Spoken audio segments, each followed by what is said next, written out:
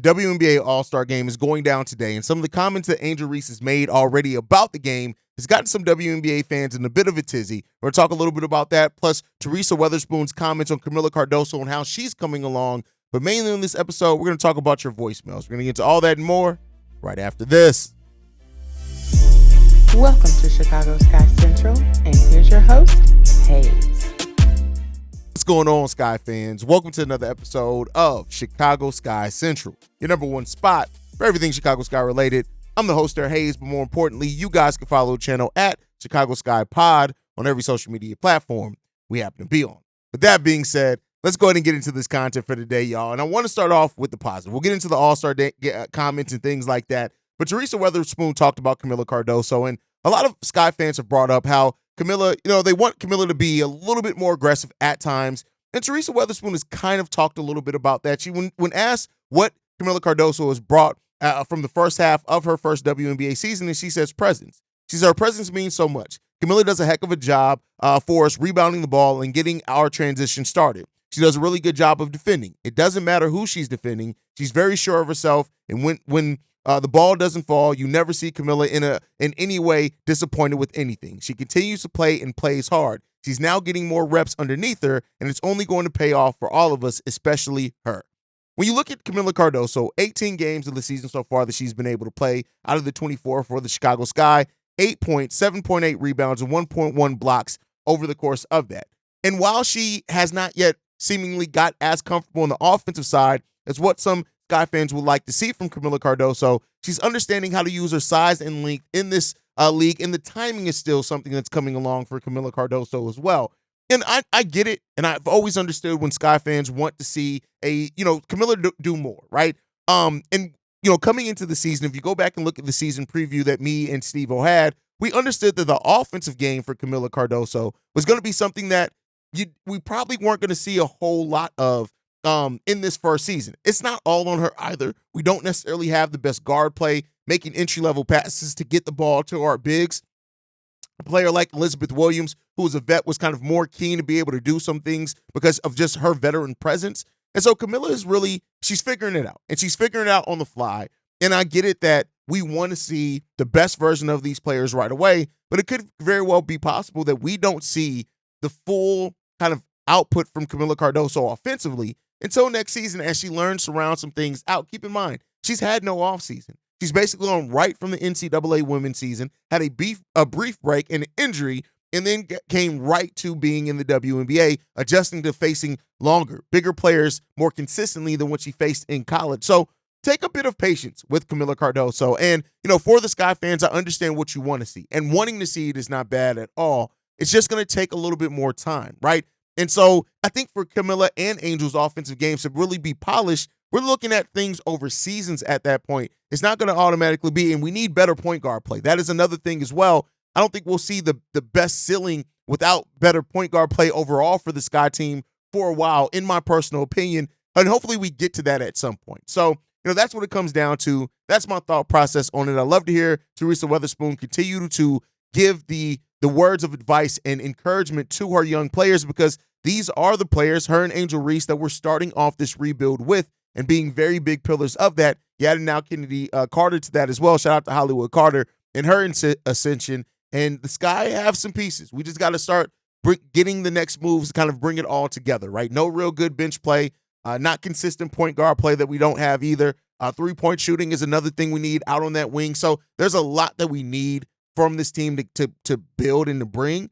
And so it's like I said, it's a work in process. Rebuilds take time, and we are still in a rebuild. And while we're ahead of that to a degree, we still have things that we still need to work on, and that is going to take time. Everything is not going to come this season for the Chicago Sky. And the move that they made with Marina Mabrey, getting an additional first-round pick, that's going to go away and helping to get some more of that talent that we need here, at least in my personal opinion. But with that said, it is All-Star Weekend, and before we get into the drama, so to say, shout-outs to Allisha Gray for winning both the skills competition and the three-point contest last night. She was the star of the night last night, and she deserved to be that every bit of the way. Allisha Gray is she's a talent. She's an amazing talent. She's a player that just continues to just grow and develop over her career as well. So, it is what it is. And Allisha Gray deserved, like I said, to be that story. Marina Mabrey was the finalist as well in in one of those competitions as well. So you got to look at that. But overall, outside the 3-point the skills competition and 3-point competition, Alicia Gray won both of those. And there were a lot of good performances last night. And I will say this, right? Like I said, before we get into the drama aspect, is that the WNBA is doing All-Star Weekend a lot better than what they have. It's still not perfect, right? But for those that have been here for the WNBA for a while, you'll know this has been one of the best as far as presentation-wise, as far as access to the players, as far as just even the press conferences that we've had between the games and things like that. This is some of the best coverage of the WNBA All-Star Weekend that we've seen. And keep in mind, I've been watching the WNBA for over a decade, right? This has been one of the best coverages for that, and I love what they're doing here, and I got to give them their credit. They are really doing a much better job in how they're covering the WNBA, and with that new TV contract that kicks in, I think after the 2026 seasons, after the 2025 season is when that deal kicks in. We just should see more and more with the presentation and coverage of this league, so I wanted to give that. Now, with that said, I said we got a little bit of drama. We're going to go ahead and get into that. Angel Reese made a comment that, of course, her detractors and everybody else used to turn into some shit. So she said this. She was excited to share the court with everyone, honestly, with everyone, and then said this, went on to say everybody can wear their get-along shirts for at least one day. And, of course, people have taken that and run with it. Again, using that to solidify the claims of Angel Reese's bad attitude and claims of her being whatever, right? But when you see everything on the court, like when you saw her win that half-court 3-point competition they had in practice, the fact that all the players hugged her, congratulated her, that every time that what we've seen from Angel, as far as anything released, is that everybody's getting along. People try to paint Angel as something because of a possible rivalry with Caitlin Clark. And here's what I'm going to say to that. I'm going to make my personal thoughts felt on this real quick, and everybody can have their own personal ones. But this is what I'm going to say, and I've said this before, and people can feel about it how they want to feel about it. The same motherfuckers that whine and complain about sports being too friendly, now that when it's women, right, and especially a black woman that's being as boisterous and has the competitive natures that they do, they want to vilify it. That's because whether people admit it or not, men, they sit there and they already feel incompetent. A lot of these men are people who sit at home, have no athletic bone in their body, have never accomplished anything, and can barely pay their own bills month to month without a woman helping support them, feel threatened that they have a woman who is as pushed as what she is, that is as competitive as what she is, that does not back down, and is not, despite all the things that you've lobbied and thrown towards this young woman, that is not shaking her, that she's still on social media, smiling, still posting, still getting the accolades, things like that. It's shaking them, and it's made them feel like insecure baby-ass men bitches. And that's just to be frank with it, and that's something that we constantly see. Unfortunately, we live in an era where men aren't men anymore. And unfortunately, a lot of men use to try to push their own agendas and their own feeling of, or their lack of feeling of self-worth. They try to push that by tearing down women, whether it's in sports or whether it's in life. That's something we'll get into in a different episode. It's not here for this sports thing. But everybody who sits there and complains, whines, and bitches and moans, and guess what? Shut the fuck up. That's just really what it boils down to. You can't complain about sports not being competitive anymore, and the WNBA is having a competitive nature, and all y'all do is want to vilify the person. And I love that Angel Reese has talked about embracing the villain role. And I think that is something that she's doing. And honestly, she's playing y'all like fiddles if that's the case. Y'all can make her the villain at all you want. And this has nothing to do with her being a Sky player or not. If she was on, this situations were reversed, and she was on the Fever, and Caitlin Clark was here on the Sky, I'd be saying the same shit, because it's not about Caitlin versus Angel. Now, their fan base has made it that. Caitlin Clark's fan base has made it that, but that's not really what it's about. On the court, yes, and that's perfectly fine.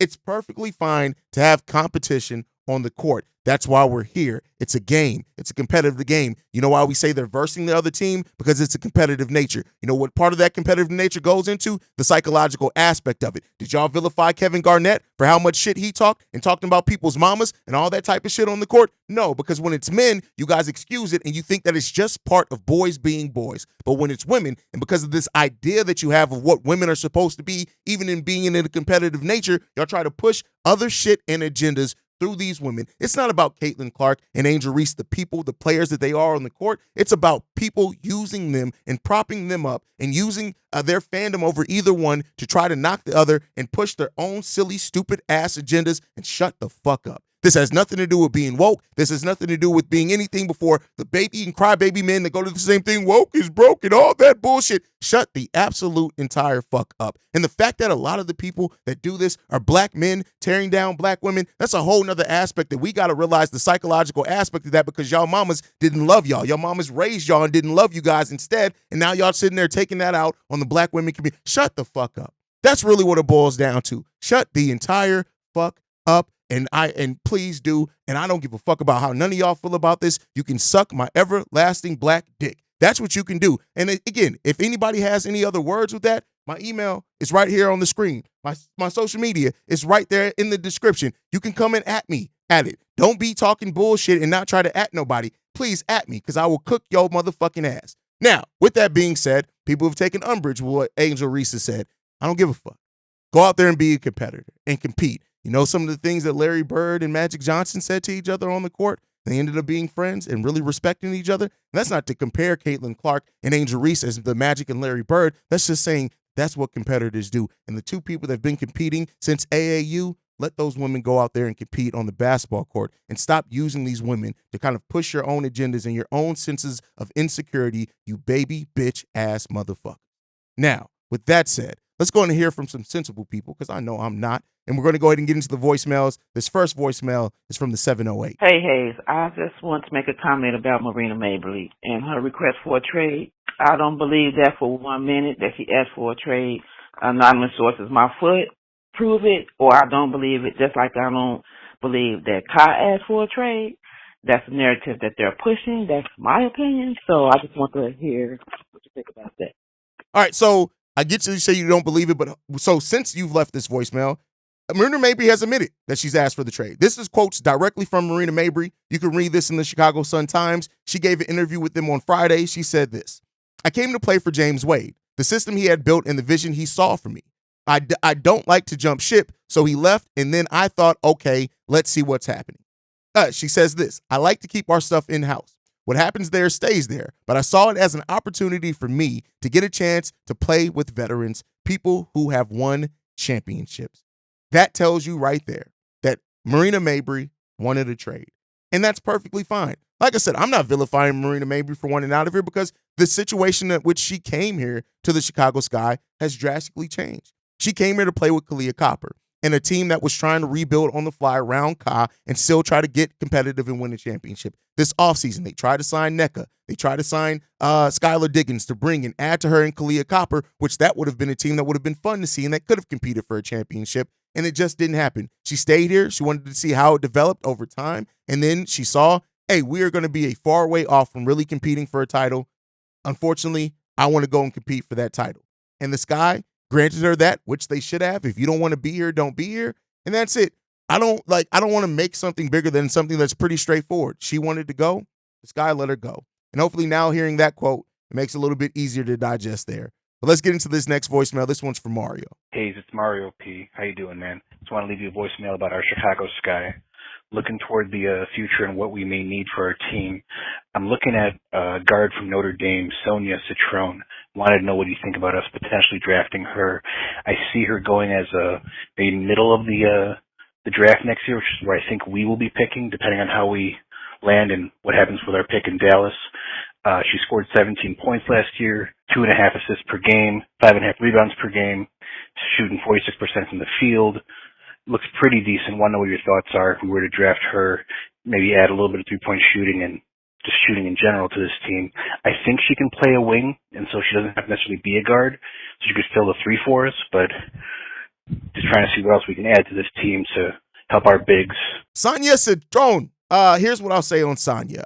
Very good player. When you look at her scoring ability, 17 points per game last season, 5.5 rebounds, only 2.7 assists. And I like that you pointed out that she could maybe play wing or off-ball guard, because I don't see her as a point guard at the next level. Yes, she's 6'1", but she 2.2 assists, 2.5 over the course of her NCAA career. Now, that is because Hannah Hidalgo does play there, and she is a point.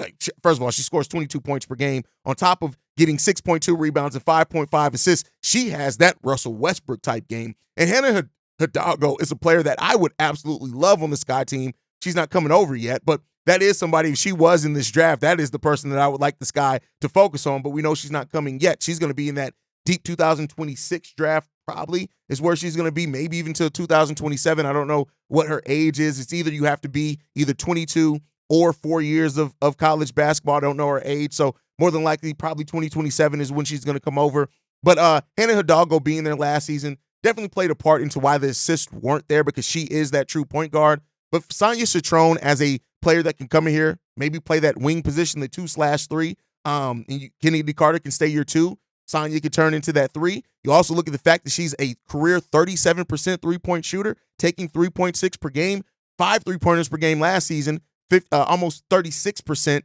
Yeah, I would not be mad at all if the Chicago Sky were able to pick her up with one of their draft picks. I think that would be a great use of assets. And then maybe still, depending on where that pick that we got from the Sun ends up being, you could still get, theoretically, you can still get another player later in that draft as well. So, hey, I wouldn't mind that at all. I'm not a player. I'm not somebody who's going to hate on that at all. I actually think that would be a really good draft for the Chicago Sky. If you can get Sonia Citrone somewhere, and maybe Emily Ryan, who's, you guys know I love there, or another guard there somewhere, that'll be a really good draft for the Sky. So I don't hate the prospect at all. Very good work there. Let's see if the Sky get it done. All right, let's move into the last thing that we have today. Is actually not a voicemail, it's a text message. This one's from Nate. He says, "What's up, Haize? Quick question.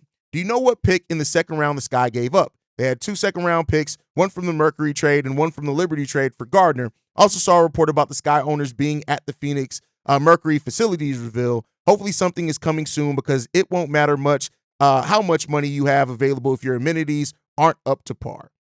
When it comes down to that, I don't know. I don't think it's been released. It may even be a situation where it's the better of the 2 second-round picks. That may be something that's just not released yet, so we'll see what comes down with that. Ultimately, as far as the facilities part of it, I hope that the Chicago Sky break ground soon, right? With all the new money coming into the league, with the increased revenue that the Sky are also going to get from their arena being sold out, let's hope that they do put that back into and get the Sky their own training facilities, because that is kind of the next wave now for the WNBA. Outside of adding teams, it's how you get those training facilities, because it's going to help you be able to better guide, mold that development, especially in the offseason, right? Look at it this way.